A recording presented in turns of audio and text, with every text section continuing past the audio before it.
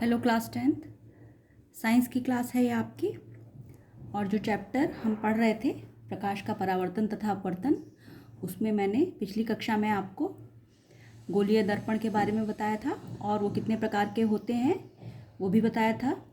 गोलीय दर्पण दो प्रकार के होते हैं, उत्तल दर्पण तथा अवतल दर्पण। तो आज हम गोलीय दर्पण से संबंधित कुछ परिभाषाओं के बारे में जानकारी प्राप्त करेंगे। सबसे पहले है दर्पण का ध्रुव या पोल। गोलीय दर्पण चाहे वो उत्तल हो या अवतल हो, गोलीय दर्पण के परावर्तक तल के मध्य बिंदु को दर्पण का ध्रुव या पोल कहते हैं। देखिए नीचे चित्र में, यह एक गोलीय दर्पण है, उत्तल दर्पण, और इस दर्पण का परावर्तक तल ये है।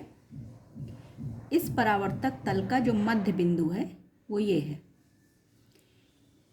इसी मध्य बिंदु को गोलीय दर्पण का ध्रुव या पोल कहा जाएगा।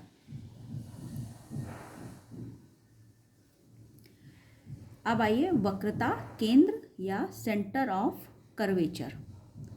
गोलीय दर्पण जिस खोखले गोले का भाग होता है उसके केंद्र को दर्पण का वक्रता केंद्र कहते हैं। बच्चों, मैंने आपको पिछली कक्षा में बताया है कि गोलीय दर्पण जो होता है वो किसी खोखले कांच के गोले का एक भाग होता है। मान लीजिए कांच का खोखला गोला इस प्रकार से है और उसका ये हिस्सा है, तो उस कांच के खोखले गोले का कोई ना कोई केंद्र होगा। मान लिया कि वो केंद्र ये है, तो इस केंद्र को इस गोलीय दर्पण का क्या कहेंगे? वक्रता केंद्र या सेंटर ऑफ कर्वेचर कहेंगे। तीसरा है वक्रता त्रिज्या या रेडियस ऑफ कर्वेचर। वक्रता केंद्र से दर्पण के ध्रुव तक की दूरी दर्पण की वक्रता त्रिज्या कहलाती है। वक्रता केंद्र आपको बताया मैंने और दर्पण का ध्रुव आपको बताया। इन दोनों पॉइंट्स के बीच की जो डिस्टेंस है, दूरी है, ये क्या कहलाती है? वक्रता त्रिज्या या रेडियस ऑफ कर्वेचर। इसे r से व्यक्त करते हैं। यहाँ से लेके यहाँ तक की डिस्टेंस, इसमें देखिए यहाँ से लेके यहाँ तक की डिस्टेंस, ये जो है वक्रता त्रिज्या होगी और इसे r से डिनोट करेंगे। मुख्य अक्ष या प्रिंसिपल एक्सिस। गोलीय दर्पण के ध्रुव तथा वक्रता केंद्र को मिलाने वाली रेखा को मुख्य अक्ष कहा जाता है।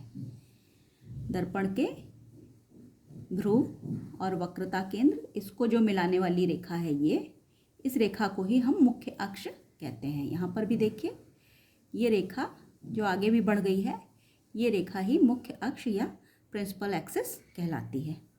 चित्र में PC दर्पण का मुख्य अक्ष है। अब हम अगले चित्र पर जाएंगे और पहले उसको समझेंगे।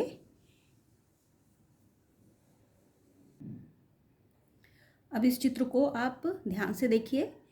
इस चित्र के द्वारा भी जो बातें मैंने बताई हैं उनको समझने में आपको और आसानी होगी।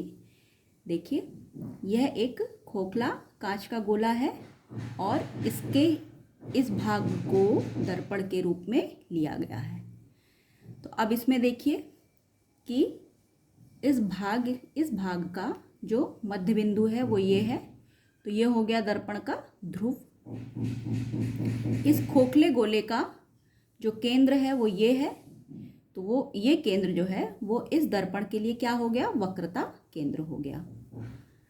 यहाँ से यहाँ तक की दूरी ये वक्रता त्रिज्या है जिसको r से दर्शाया गया है, और इन दोनों पॉइंट्स को जो मिलाने वाली रेखा है ये रेखा मुख्य अक्ष है। दर्पण का जो परावर्तक तल है वो ये है, क्योंकि छायांकित भाग ये दिखाया गया है। अब इसमें एक चीज़ और देखिए कि इस दर्पण के इस भाग का जो व्यास है, दर्पण के इस भाग का जिसको हमने परावर्तक तल के रूप में लिया है, केवल उसी भाग को हम देख रहे हैं। इस भाग का व्यास वो यहाँ से यहाँ तक की दूरी है m1 m2। इसको हम दर्पण के परावर्तक तल का व्यास या द्वारक या अंग्रेजी में इसको एपर्चर कहा जाता है, वो कहते हैं। तो ये m1 m2 क्या है? इस परावर्तक तल का द्वारक है या एपर्चर है। अब आइए, हमारा अगला पॉइंट है मुख्य फोकस या फोकस, प्रिंसिपल फोकस। किसी गोलीय दर्पण के मुख्य अक्ष के समांतर आने वाली किरणें परावर्तन के पश्चात मुख्य अक्ष के जिस बिंदु से होकर गुजरती हैं, वह बिंदु दर्पण का मुख्य फोकस कहलाता है। यह इम्पॉर्टेंट है और इसको अच्छी तरह से समझिए। किसी गोलीय दर्पण के मुख्य अक्ष, देखिए मुख्य अक्ष मैंने बताया आपको, ये है। इस मुख्य अक्ष के समांतर, इस मुख्य अक्ष के समांतर यानी पैरेलल जो प्रकाश की किरणें आएंगी और दर्पण के ये परावर्तक तल है, इससे टकराएंगी और टकराने के बाद वो परावर्तित होकर किसी दिशा में मुड़ जाएंगी। ठीक है, तो वो किरणें जब परावर्तन के पश्चात मुख्य अक्ष के जिस बिंदु से होकर जाती हैं, अब वो जब मुड़ेंगी तो वो मुख्य अक्ष को काटती हुई निकलेंगी और मुख्य अक्ष को काटती हुई जिस बिंदु से होकर जाएंगी, किसी एक बिंदु से, यहाँ भी हो सकता है, यहाँ भी हो सकता है, यहाँ भी, वो जो है वो बिंदु दर्पण का मुख्य फोकस कहलाता है। इसे F से प्रदर्शित करते हैं। अवतल दर्पण में परावर्तन के पश्चात किरणें फोकस पर मिलती हैं, जबकि उत्तल दर्पण में परावर्तन के पश्चात किरणें फोकस से आती प्रतीत होती हैं। अब नीचे मैंने 2 चित्र बनाए हैं, इन चित्रों की सहायता से आप मुख्य फोकस को समझिए। यहाँ पर हमने अवतल दर्पण को लिया है, जिसका कि परावर्तक तल अंदर को दबा होता है और जो उभरा तल है उस पर पेंट लगा होता है। अब देखिए, इस दर्पण का जो मुख्य अक्ष है वो ये है। मुख्य अक्ष के समांतर ये प्रकाश की किरणें हैं जो परावर्तक तल से टकरा रही हैं। अब ये प्रकाश की किरणें जो कि मुख्य अक्ष के समांतर होनी चाहिए, जब ये इससे परावर्तक तल से टकराती हैं तो टकराने के बाद ये परावर्तित होकर इस दिशा में जा रही हैं। ये वाली किरण भी देखिए इस दिशा में जा रही है। इसी प्रकार से ये किरण टकराने के बाद इस दिशा में जा रही है और ये टकराने के बाद इस दिशा में जा रही है। तो आप ध्यान से देखिए कि ये सभी किरणें मुख्य फोकस को, मुख्य अक्ष को एक बिंदु यहाँ पर काट रही हैं, इसी जगह पर सब काट रही हैं, यहीं पर से होकर सब गुजर रही हैं। तो ये बिंदु ही इस अवतल दर्पण का फोकस या मुख्य फोकस कहलाएगा। अब इधर आइए, उत्तल दर्पण में। उत्तल दर्पण में परावर्तक तल ये है उभरा हुआ और जो दबा हुआ तल है उस पर पेंट लगा है। मुख्य अक्ष आपका ये है और मुख्य अक्ष के समांतर ये प्रकाश की किरणें हैं जो कि इस परावर्तक तल से टकरा रही हैं। अब देखिए, मुख्य अक्ष के समांतर ये प्रकाश की किरण जब इससे टकराई तो परावर्तित होकर ये इधर चली गई। यहाँ पर ये परावर्तन के बाद इधर चली जा रही है, ये परावर्तन के बाद इधर चली जा रही है। तो ये सभी जो हैं बाहर की ओर निकल रही हैं।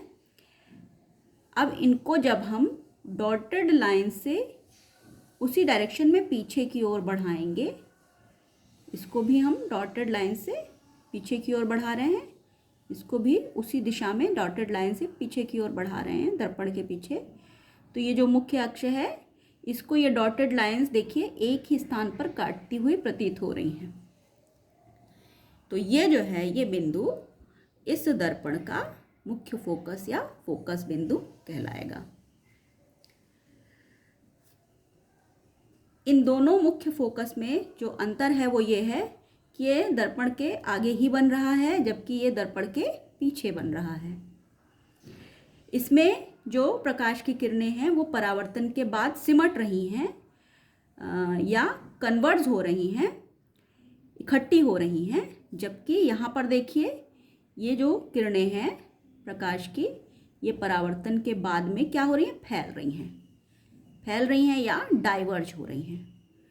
तब इनको जब हम डॉटेड लाइन से पीछे की ओर बढ़ा रहे हैं उसी दिशा में, तो ये यहाँ पर एक मुख्य अक्ष को काटती हुई प्रतीत हो रही हैं। गोलीय दर्पण के ध्रुव तथा मुख्य फोकस के बीच की दूरी को फोकस दूरी कहते हैं। अब देखिए, गोलीय दर्पण का ध्रुव P ये है और फोकस ये है, इन दोनों के बीच की जो दूरी है ये कहलाती है फोकस दूरी। इसको स्मॉल f से डिनोट करते हैं। यहाँ पर भी मुख्य अक्ष दर्पण का जो ध्रुव है P वो ये है और फोकस ये है। इन दोनों के जो बीच की दूरी है ये दूरी फोकस दूरी या स्मॉल f कहलाती है। इसे f से प्रदर्शित करते हैं।